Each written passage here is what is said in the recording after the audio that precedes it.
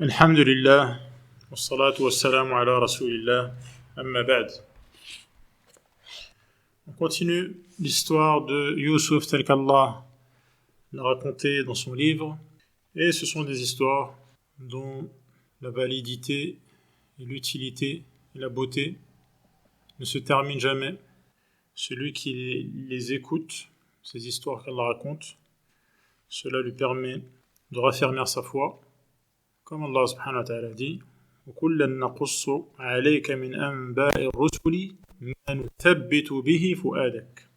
Savoir donc que le chemin qu'on a choisi, parce qu'Allah nous l'a permis, le chemin qui mène vers le paradis, c'est un chemin qui est entouré de désagréments, comme le prophète sallallahu alayhi wa sallam a dit, حُفَّتِ الْجَنَّةِ بِالْمَكَارِهِ. Ce n'est pas un chemin de tout repos. Mais c'est le chemin qu'Allah agrée et qui a été emprunté par des gens avant nous. Savoir cela te permet de ne pas te sentir seul quand tu sais que tu marches sur les traces de l'élite de l'humanité, à savoir les prophètes, les véridiques, ceux dont la foi est parfaite, les martyrs ou les savants, shuhada, et les gens de vertu, les gens bien, as-salihoun. Tu marches sur le chemin que eux-mêmes ont emprunté. Et chaque fois que tu entends leurs histoires, tu sais que tu n'es pas le seul à être éprouvé, tu n'es pas le seul à devoir endurer, tu n'es pas le seul à être moqué ou méprisé ou victime d'une injustice.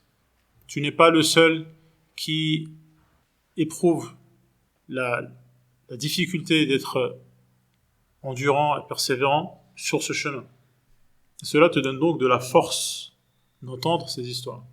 Et c'est une des manières par lesquelles Allah a renforcé la persévérance, l'endurance du prophète Mohammed sallallahu alayhi wa sallam. Il nous raconte les histoires de ses frères qui nous précédaient sur ce chemin, le chemin d'appeler à Allah seul et de mettre en garde contre le monothéisme. Il lui dit par exemple, فَاصْبِرْ كَمَا صَبَرَ أُولُو الْعَزْمِ مِنَ الرُّسُلِ. Sois endurant, continue sans t'arrêter, comme l'ont fait les prophètes doués de fermeté avant toi. Et donc c'est très important d'être conscient que le chemin de l'islam, le chemin du monothéisme, le chemin de la sunna, c'est un chemin qui a déjà été emprunté par des gens avant nous, et savoir ce qui leur est arrivé relativise ce qui t'arrive à toi, et tu dis finalement, c'est rien du tout ce qui m'arrive. Mon épreuve comparée à la leur, mais c'est presque insignifiant. Les efforts qu'ils ont fournis par rapport à les efforts que je fournis, mais il n'y a aucune comparaison possible. Et donc, il n'y a pas une histoire qu'Allah nous raconte, que le prophète sallallahu alayhi wa sallam nous raconte, qui soit dénuée d'intérêt pour le croyant. Revenons donc particulièrement à Youssouf. On en était au Qamis qu'il a envoyé par l'intermédiaire de ses frères à son père qui a senti l'odeur de son fils, donc plusieurs années, alors que plusieurs années les avaient séparés. Et ensuite, lorsque le Qamis a été posé sur son visage, il a retrouvé la vue, après l'avoir perdu, tellement il avait pleuré de tristesse après avoir été séparé de son fils. Les enfants, donc 9 garçons ont demandé, 9 ou 10, ont demandé à leur père d'invoquer Allah en leur faveur. Il a dit qu'il allait le faire. Et le mot sawfa peut laisser entendre qu'il avait ajourné cela, c'est-à-dire repoussé cela à un moment où le dua serait plus accepté, plus propice d'être exaucé, à être exaucé, notamment à la fin de la nuit. قال تعالى فلما دخلوا على يوسف آوى إليه أبويه وقال ادخلوا مصر إن شاء الله آمنين. Les garçons de Youssouf sont donc revenus en Palestine Et ils ont pris avec eux cette fois-ci toute leur famille pour aller rejoindre Youssouf qui les avait invités, les avait donc incités à venir tous s'installer en Égypte. فلما قال الشيخ عبد الرحمن بن سعدي السعدي أي فلما تجهز يعقوب وأولاده وأهلهم أجمعون وارتحلوا من بلادهم قاصدين الوصول إلى يوسف في مصر وسكناها فلما وصلوا إليها. Donc le voyage était arrivé à destination, ils étaient arrivés à destination après avoir quitté leur lieu d'origine. Une fois arrivés en Égypte, dakhalou ala Youssouf, ils se sont introduits auprès de Youssouf. Et à ce moment-là, il accueillit ses parents et il leur dit: entrez en Égypte en toute sécurité si Allah le veut. Udkhulu Misr, insha'Allah, aminin. آوى إليه أبويه أي ضمهما إليه واختصهما بقربه. Et donc, il a réservé à ses parents un accueil particulier qui fait qu'ils se sont retrouvés à proximité de lui. وأبدى لهما من البر والإحسان والتبجيل والإعظام شيئا عظيما. Et il les a entourés de soins, de respect, de bienfaisance, et il les a honorés de la meilleure des façons. وقال لجميع أهله ادخلوا مصر إن شاء الله آمنين. Et c'est à l'ensemble de sa famille qu'il a souhaité la bienvenue en Égypte. من جميع المكاره والمخاوف, en leur disant qu'ils étaient aminin, c'est-à-dire en toute sécurité, donc qu'ils n'avaient aucune crainte à avoir et aucun mal ne pourrait les atteindre. فدخلوا في هذه الحال السارة. C'est donc dans ces circonstances qui sont réjouissantes et apaisantes que la grande famille de Youssouf a fait son introduction en Égypte. وزال عنهم النصب ونكد المعيشة وحصل السرور والبهجة. Et ils se sont ainsi débarrassés, c'en était fini de la vie de misère qu'ils avaient connue en Palestine. Et ils ont pu bénéficier à partir de ce moment-là d'une vie heureuse où régnait la joie et la bonne humeur. ورفع أبويه على العرش. ورفع أبويه على العرش. Il éleva ses parents et les fit asseoir sur le trône. Et ala sarir al-mulk. Al-arsh, c'est le divan sur lequel s'assoit celui qui a le pouvoir. Sarir al-mulk. Wa majlisu al-aziz. Là où al-aziz, le grand intendant, l'homme puissant d'Égypte, le numéro 1 d'Égypte, où il s'installe, où il prend place pour occuper ses fonctions.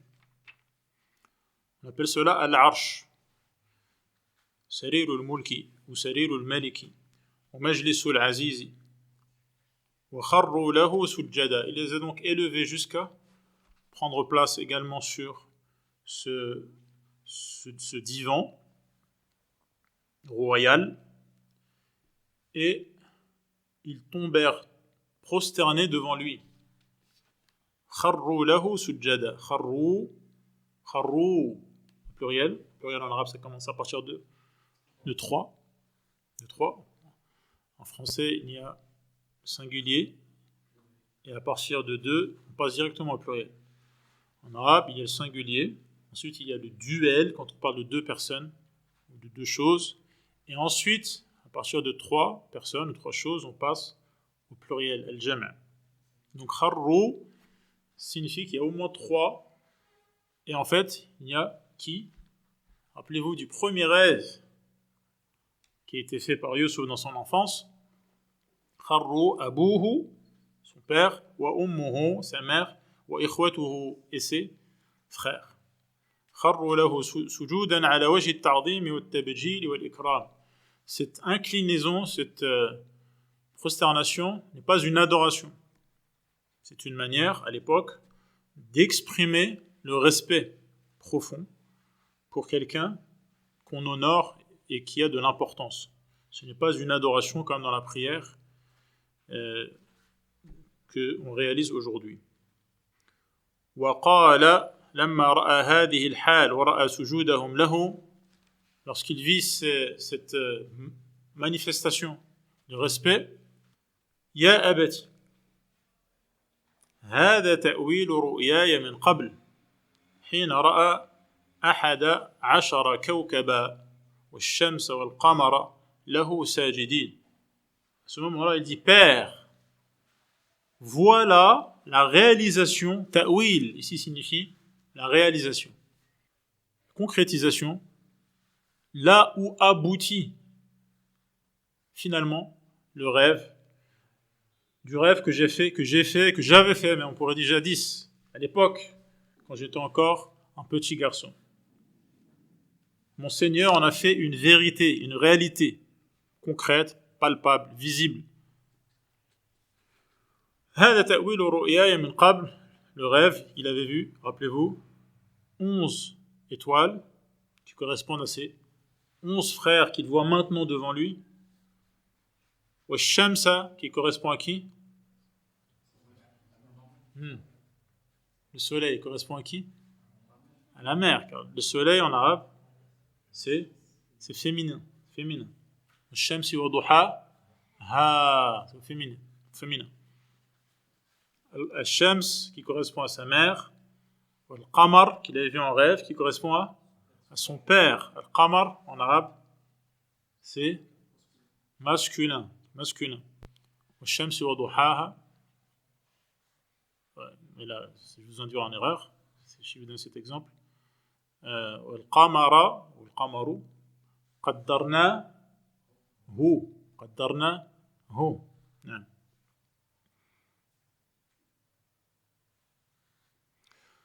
فهذا وقوعها الذي آلت إليه ووصلت. آلت, donc l'aboutissement.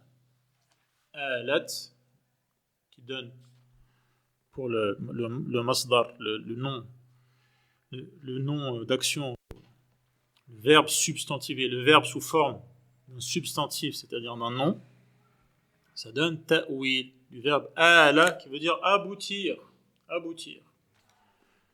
Et donc le rêve a abouti à ce qu'il voit maintenant de ses propres yeux et qui est là l'aboutissement, la concrétisation de ce qu'il avait vu auparavant et qui a annoncé justement que cela allait se dérouler réellement. قَدْ جَعَلَهَا رَبِّي حَقًّا. Allah en a fait une réalité. فَلَمْ يَجْعَلْهَا أَضْغَاثَ أَحْلَامٍ, et non pas un rêve qui est un ramassis, un amas d'éléments disparates qui n'ont aucun lien entre eux. Ce qu'on appelle adrathu ahlam. Al-adrath, plein de choses qui n'ont rien à voir ensemble et qui sont amassées et mis ensemble, pêle-mêle, sans aucune ligne directrice, sans aucun fil conducteur. Non, ce rêve ne faisait pas partie de ces rêves-là, qui n'ont finalement aucune interprétation. C'est le psychique qui s'exprime pendant le rêve par rapport à ce qui le traverse et qui n'est pas un message à décoder, qui n'est pas une annonce de quelque chose. Non, le rêve de Yusuf ne faisait pas partie de ce type de rêve d'où on ne peut rien tirer. C'était effectivement une ru'ya, c'est-à-dire un rêve qui a un sens. Et ce sens annoncé par le rêve, c'est effectivement réalisé comme il a pu le constater. قَدْ جَعَلَهَا رَبِّي حَقًّا وَقَدْ أَحْسَنَ بِي إِحْسَانًا جَسِيمًا. La faveur qu'Allah m'a accordée est immense. il a été bon envers moi. إذ أخرجني من السجن وجاء بكم من البدو. Il a été extrêmement bon envers moi en me faisant sortir de prison et en vous faisant, vous, parlant sa famille, venir de la campagne. La campagne, Al-Badoui, donc Al-Badou, c'est l'état de ceux qui ne sont pas sédentaires, ceux qui n'habitent pas de manière fixe dans un lieu, comme un village ou une ville. On appelle ces gens-là Al-Badou, qui est donné en français bédouin. Donc c'est pas forcément une campagne verdoyante avec des fleurs et comme on pourrait s'imaginer aujourd'hui. La campagne. Je vais à la campagne, donc on s'imagine un paysage tout vert, une colline agréable avec de l'ombre. Non, ça peut être tout simplement un désert avec aucune ombre et aucune verdure. وهذا من لطفه وحسن خطابه عليه السلام. Cela fait encore une fois partie de ses belles manières, les belles manières de Yusuf et de sa délicatesse même dans les mots qu'il utilise. Dans les mots qu'il utilise, ils sont choisis soigneusement pour ne froisser personne. En effet, ذكر حاله في السجن وحسن خطابه عليه السلام حيث ذكر حاله في السجن. Il a dit qu'Allah lui a fait une immense faveur en le sortant de prison. Il était emprisonné en prison et Allah l'en a fait sortir. Il n'était pas emprisonné dans un autre endroit aussi. Il était dans le puits d'abord. Il n'a pas parlé du puits. Il n'a pas parlé du puits en présence de ses frères. ولم يذكر حاله في الجب لتمام عفوه عن إخوته. Parce que ça y est, il avait pardonné. Vous vous rappelez? قال لا تثريب عليكم اليوم. Aucun reproche ne vous sera adressé aujourd'hui. C'est fini. Il ne va plus en reparler ensuite. C'est effacé. Définitivement. ولم يذكر حاله في الجب. Il n'a pas mentionné l'épisode du puits. لتمام عفوه عن إخوته وأنه لا يذكر ذلك الذنب. Et donc, il ne parle plus de ce péché qui a été commis contre lui. وأن إتيانكم من البادية من إحسان الله إلي. En disant وقد أحسن بي إذ أخرجني من السجن وجاء بكم من البدو. Donc, il a mentionné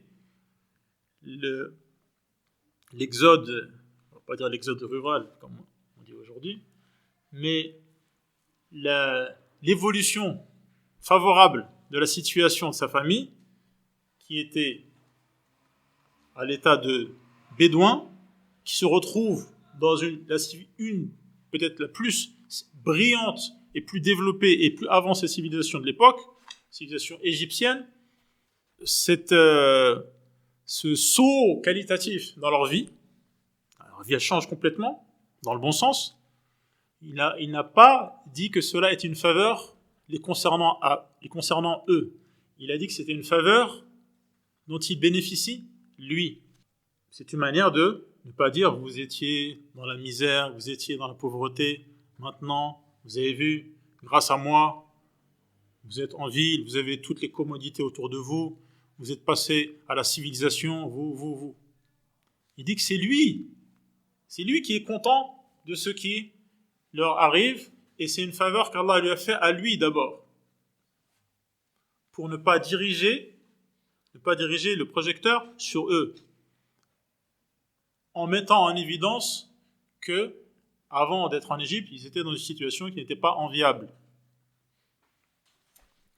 Ce qui les aurait mis dans la gêne. Donc, on voit comment il choisit soigneusement les mots qu'il utilise pour parler, pour ne froisser personne. Ce qui montre son noble caractère et qu'il a atteint les hauts degrés que puisse atteindre l'être humain dans la manière de se comporter et de vivre en société. فلم يقل جاء بكم من الجوع والنصب ولا قال أحسن بكم بل قال أحسن بي.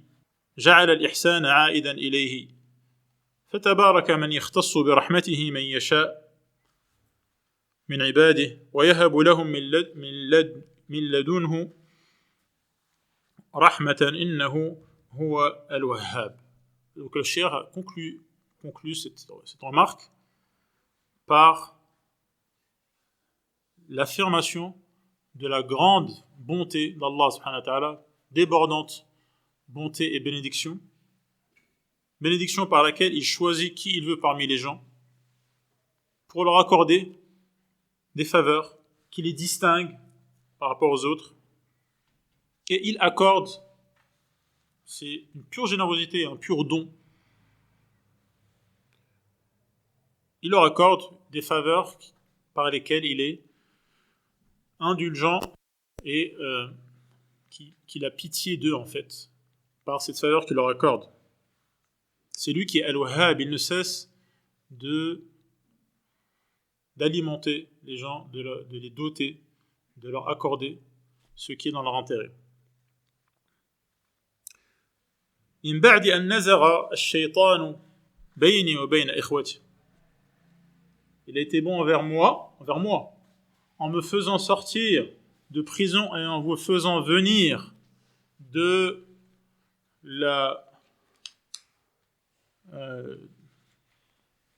l'état de bédouin plutôt que de la campagne, après que Ash-Shaytan ait suscité la discorde entre mes frères et moi.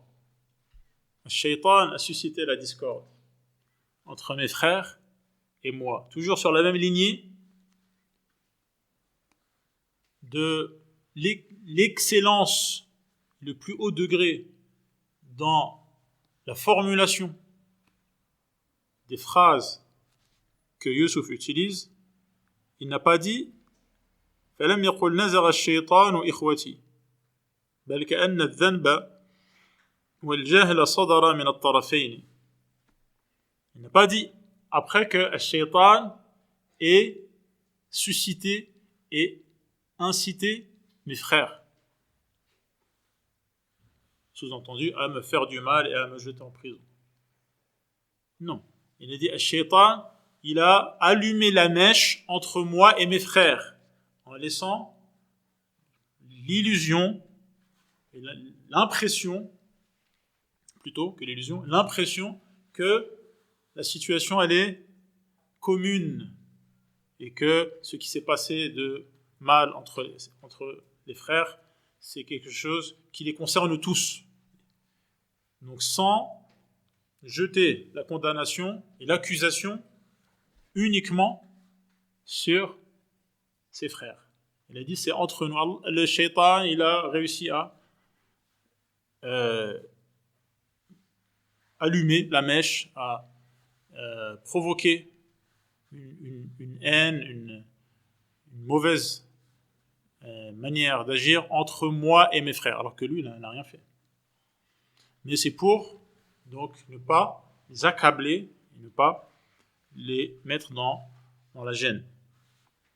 فالحمد لله الذي أخزى الشيطان ودحره وجمعنا بعد تلك الفرقة الشاقة. Donc dans cette manière de dire من بعد أن نزغ الشيطان بيني وبين إخوتي, il a préféré formuler la chose de manière générale en disant qu'il y a eu un accroc entre lui et ses frères, et alhamdulillah, ça s'est fini comment? Allah a fait échouer les plans du diable et l'a éloigné de nous, et il nous a permis de nous réunir après cette séparation, cette longue, cette grande séparation. Inna rabbi latifun lima yasha. Mon Seigneur est bienveillant envers ses serviteurs pour ce qu'il veut. C'est-à-dire que lorsqu'il veut une chose, il en prédestine les causes et il en facilite la réalisation. قال الشيخ يوصل بره وإحسانه إلى العبد من حيث لا يشعر. D'une manière imperceptible que l'individu ne perçoit même pas, il ne réalise même pas De cette manière-là, Allah lui fait parvenir ce qui est dans son propre intérêt. Dans le propre intérêt de cette personne. Et cette personne n'en est même pas consciente. C'est le sens de latif. C'est tellement subtil que la personne ne s'en rend pas compte. من حيث لا يشعر ويوصله إلى المنازل الرفيعة من أمور يكرهها. Et il le fait parvenir, il l'élève au plus haut degré en le faisant passer par des étapes qu'il déteste. Il y a des étapes, il y a des marches qu'il faut gravir pour arriver au sommet. Et Allah a fait en sorte d'une manière subtile et imperceptible que la personne gravisse ces marches alors qu'il n'est même pas conscient qu'il est en train de gravir des marches parce que ce qui lui arrive n'est pas agréable. Et pourtant, c'est dans son intérêt. Inna rabbi latifun lima yasha. Innahu huwa al-alim al-hakim. Rappelez-vous combien de fois a été répété donc cette paire de mots. Al-alim al-hakim. Alimun hakim. Dans cette sourate. Al-alim alladhi ya'lamu dhawahira al-umuri wa bawatinaha. C'est Allah qui sait tout, toutes les choses, sous toutes leurs facettes, celles qui sont apparentes et celles qui ne le sont pas.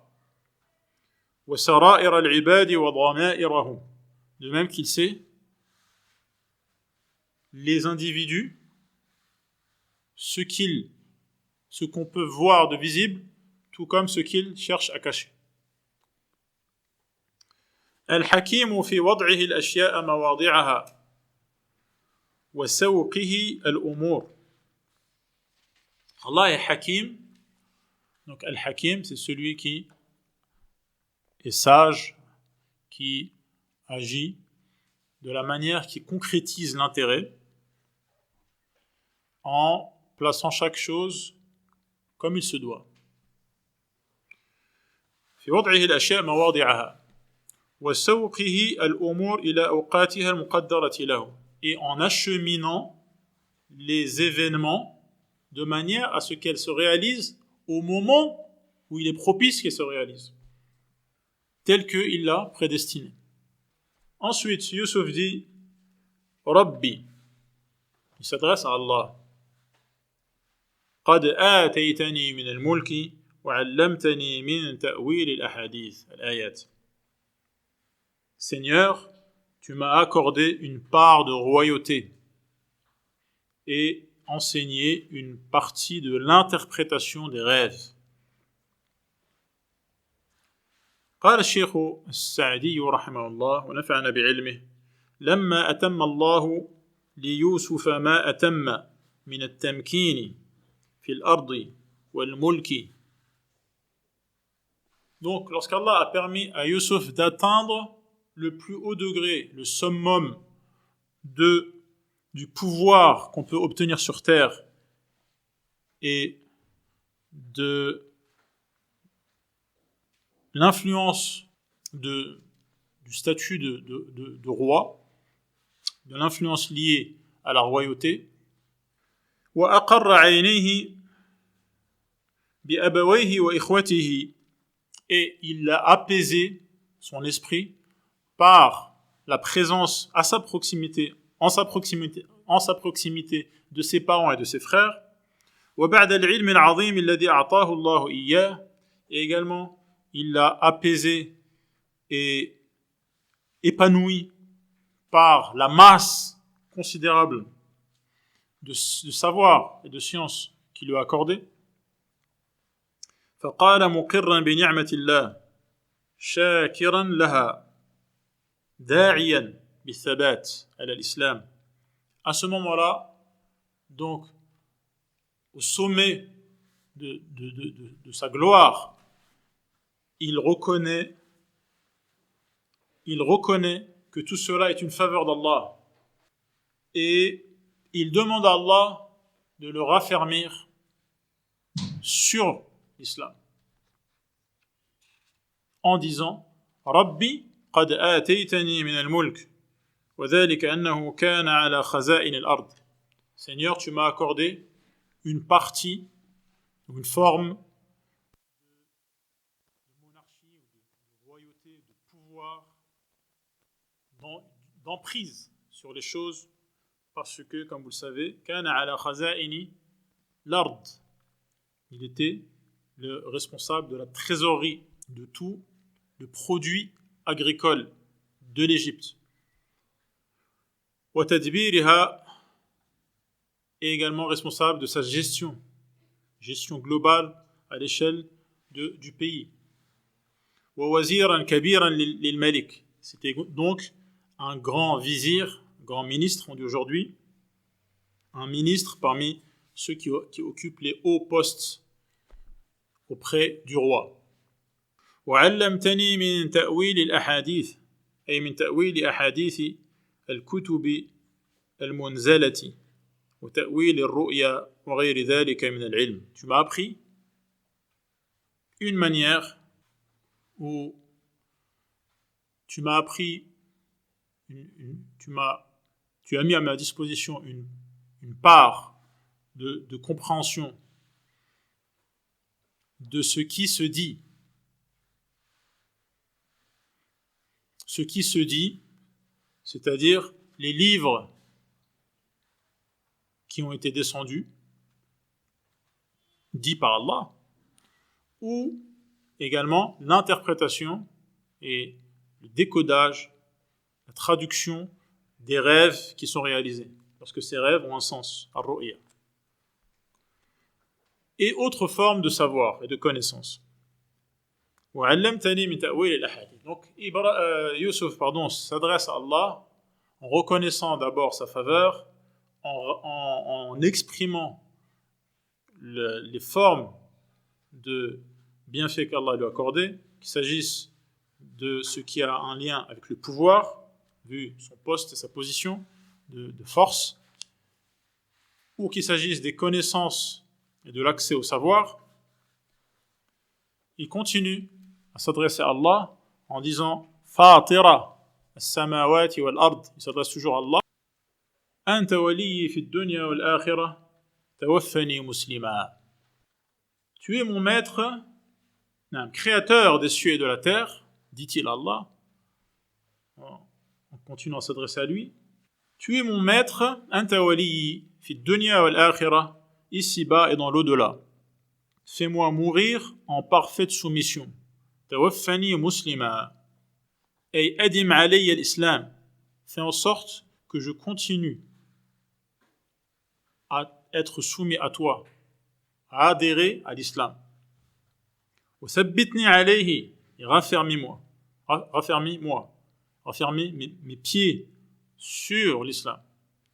Hatta tawaffani alayhi, jusqu'au jour où tu reprends mon âme, jusqu'au dernier jusqu'à la fin de ma vie. ولم يكن هذا دعاء باستعجال الموت. Donc c'est comme si le cheikh évacuait ou dissipait ce que certains ont dit lorsqu'ils ont avancé que ce dua était une manière par Yusuf, une manière par laquelle Yusuf demandait à Allah de reprendre son âme à ce moment-là. Donc certains ont dit ce dua, c'est un dua pour mourir. Tawaffani musliman. Et le cheikh donc écarte cette éventualité en disant ce n'est pas cela qui est visé, mais ce qui est visé c'est qu'Allah le raffermisse et lui permette de continuer à être musulman jusqu'au jour où il décède. Fais-moi mourir en parfaite soumission et fais-moi rejoindre les pieux. وألحقني بالصالحين من الأنبياء الأبرار والأصفياء الأخيار. الصالحين, ce sont les prophètes et ceux qui les suivent. Les prophètes, les plus bons envers Allah, les gens de bonté, et al-asfiya al-akhyar, ceux qui les suivent et qui se sont donc purifiés et qu'Allah a choisi et qui sont les gens de bien. ذلك من أنباء الغيب نوحيه إليك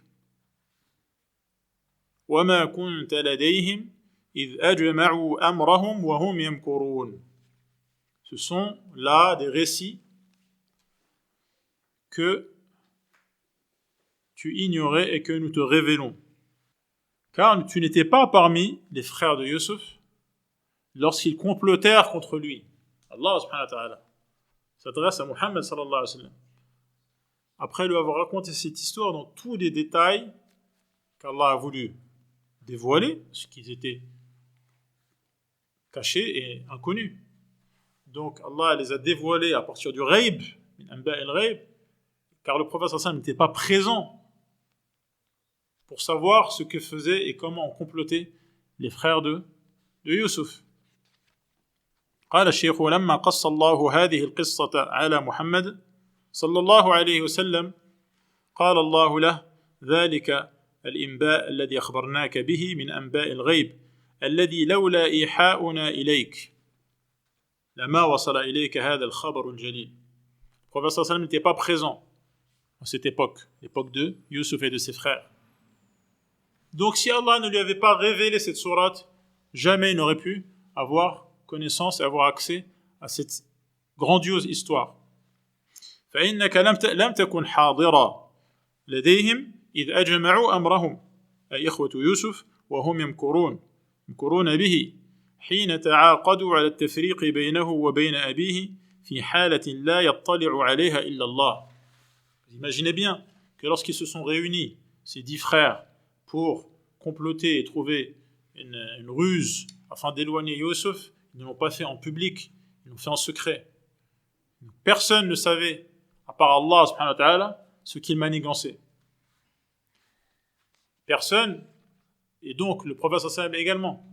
Comment a-t-il pu savoir et relater cette histoire, si ce n'est qu'Allah lui en a fait donc part. ولا يمكن أحدا أو يمكن أحدا أن يصل إلى علمها إلا بتعليم الله له إياها كما قال تعالى لما قص قصة موسى وما جرى له ذكر الحال التي لا سبيل للخلق إلى علمها إلا بوحيه. Également, lorsqu'Allah a raconté au prophète sallallahu alayhi wa sallam l'histoire de Moïse, cette histoire est racontée dans plusieurs endroits du Coran, mais ici il fait allusion à ce qui est mentionné dans nos sourates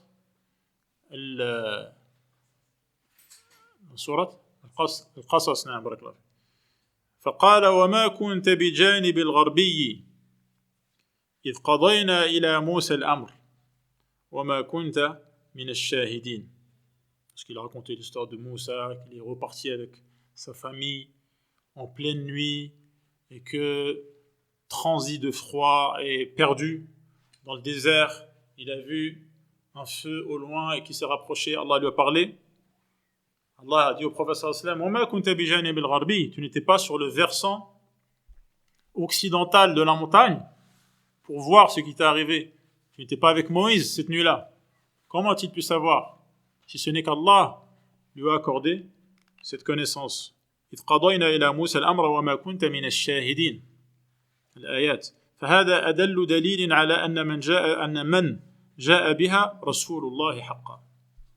Voilà une des preuves les plus éclatantes que celui qui rapporte ce type d'information dans ces détails-là ne peut être qu'un messager d'Allah, qu'Allah a choisi et à qui il a transmis ces informations, auxquelles personne ne peut avoir accès. وَمَا أَكْثَرُ النَّاسِ وَلَوْ حَرَصْتَ بِمُؤْمِنِينَ. Et quelque effort que tu puisses déployer, quels que soient les efforts que tu mets en place pour convaincre les gens, la plupart des hommes ne croiront pas. La plupart des hommes ne croiront pas. وَمَا أَكْثَرُ النَّاسِ وَلَوْ حَرَصْتَ عَلَى إِيمَانِهِمْ بِمُؤْمِنِينَ فإن مداركهم ومقاصدهم قد أصبحت فاسدة فلا ينفعهم حرص الناصحين عليهم. En effet, ce n'est pas juste l'information et les preuves qui manquent aux gens. Il faut également qu'ils soient bien intentionnés et qu'ils veuillent la vérité et soient prêts à accepter cette vérité. Or, la majorité des gens n'ont pas cette volonté. et n'ont pas cette conception et cette intention qui doit être au départ bonne. Donc, quels que soient les efforts déployés par ceux qui leur veulent du bien, cela ne portera pas ses fruits. ولو عدمت الموانع بأن كانوا يعلمونهم ويدعونهم إلى ما فيه الخير لهم ودفع الشر عنهم من غير أجر ولا عوض ولو أقاموا لهم من الشواهد والآيات الدالات على صدقهم ما أقاموا. Même s'il n'y a plus aucun obstacle entre eux et la vérité, car la vérité a été dévoilée. Même si tous les efforts sont déployés pour les appeler vers cette vérité, même si les gens qui leur enseignent la religion et les appellent à ce qui est dans leur propre intérêt et qui leur permet d'éviter ce qui est néfaste et mauvais pour eux, gratuitement, même si toutes les preuves sont mises en place et tous les indices sont exposés et qui montrent qu'ils ont raison, cela n'aura aucune utilité, vu que la majorité des gens n'est pas motivée par la recherche de la vérité. Et ils ne sont donc pas en condition pour être convaincus et adhérer à cette vérité.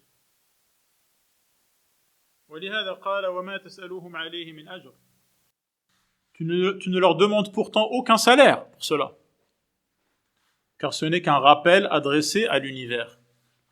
وما تسألهم عليه من أجر إن هو وكأي من آية في السماوات والأرض يمرون عليها دالة لهم على توحيد الله وهم عنها معرضون. On ne compte plus les signes dans les cieux et sur la terre, des signes de l'unicité d'Allah, qu'Allah est unique et qu'il n'y a que lui qui mérite d'être adoré. On ne compte pas ces signes-là, tellement ils sont nombreux, et devant lesquels les hommes passent, ils passent devant ces signes, mais desquels ils se détournent. Ils se détournent de ces signes, malgré leur abondance. وهم عنها معرضون ومع هذا إن وجد منهم بعض الإيمان فلا يؤمن أكثرهم بالله إلا وهم مشركون. Et malgré cela, s'il y a une quelconque foi, eh bien, cette foi quelconque, malgré cela, est entachée de polythéisme. Et la plupart d'entre eux ne croient en Allah qu'en lui donnant des associés. فهم وإن أقروا بربوبية الله تعالى وأنه الخالق الرازق المدبر لجميع الأمور فإنهم يشركون في ألوهية الله وتوحيده. La majorité des gens ne croient pas. La majorité des gens ne sont complètement inattentifs aux signes qui peuplent le ciel et qui sont évidents sur terre.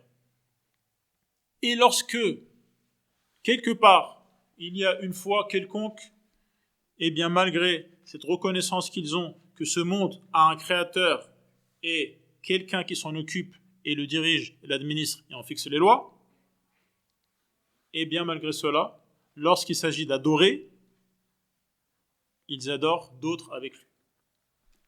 Et ne le font pas de manière exclusive, en étant de purs monothéistes. فهؤلاء الذين وصلوا إلى هذه الحال لم يبق عليهم إلا أن يحل بهم العذاب ويفجأهم العقاب وهم آمنون. Des gens qui ont atteint. ولهذا قال أفأمنوا أن تأتيهم غاشية من عذاب الله أو تأتيهم الساعة بغتة وهم لا يشعرون. ولهذا قال أفأمنوا أي الفاعلون لتلك الأفعال المعرضون عن آية الله. Ces gens-là qui se comportent de la sorte, qui se détournent des signes d'Allah, sont-ils à l'abri, se sont-ils à l'abri أن تأتيهم غاشية من عذاب الله أي عذاب يغشاهم ويعمهم ويستأصلهم, se sont-ils à l'abri d'un châtiment qui sera global et généralisé et massif au point de les cueillir et de les éradiquer. أو تأتيهم الساعة بغتة, se sont-ils à l'abri que la fin du monde les surprenne.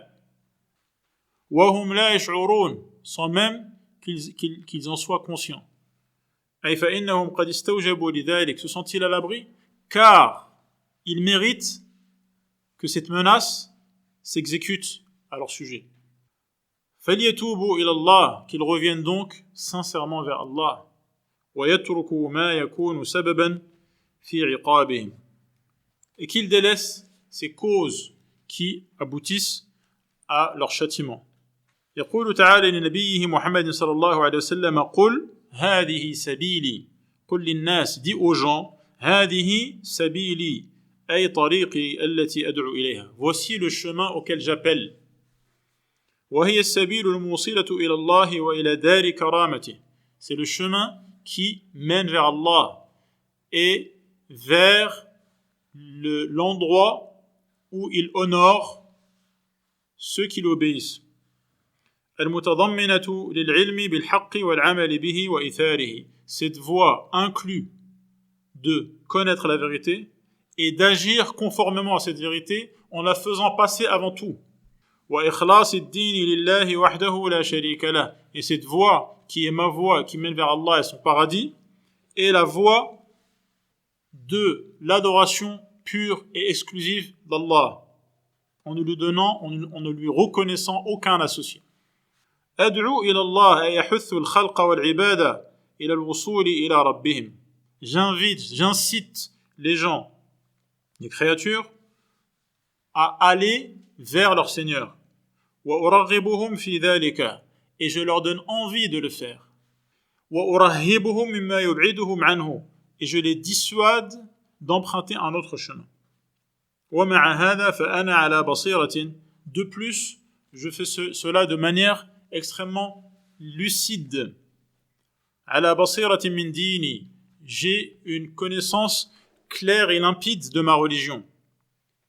أي على علم ويقين من غير شك, je suis habité d'une conviction profonde qui ne laisse planer aucun doute en moi.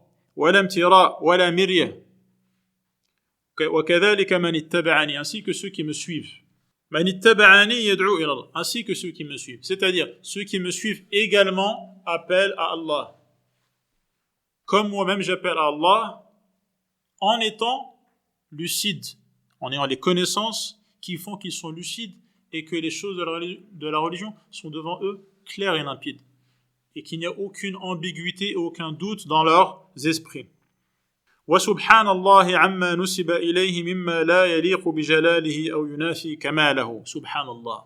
Loin d'Allah toutes les imperfections que certaines personnes lui attribuent, comme le fait qu'il ait un enfant par exemple, ou qu'il soit reposé le 7e jour, ou ce genre de choses. Subhanallah. Loin d'Allah tout ce que les ignorants lui attribuent et qui ne correspond pas à sa grandeur et à sa majesté. La yaliqu bi jalali aw yunafi kamala, qui va à l'encontre de sa perfection absolue. Wa ma ana min al-mushrikin fi jami'i umuri. Je ne fais en aucun cas partie des polythéistes dans toutes mes affaires.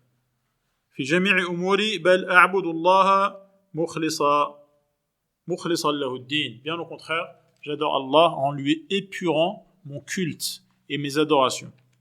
هذا ما وصلنا إليه ولعل في هذا القدر كفاية والله أعلم وصلى الله على محمد وعلى آله وصحبه أجمعين والحمد لله رب العالمين.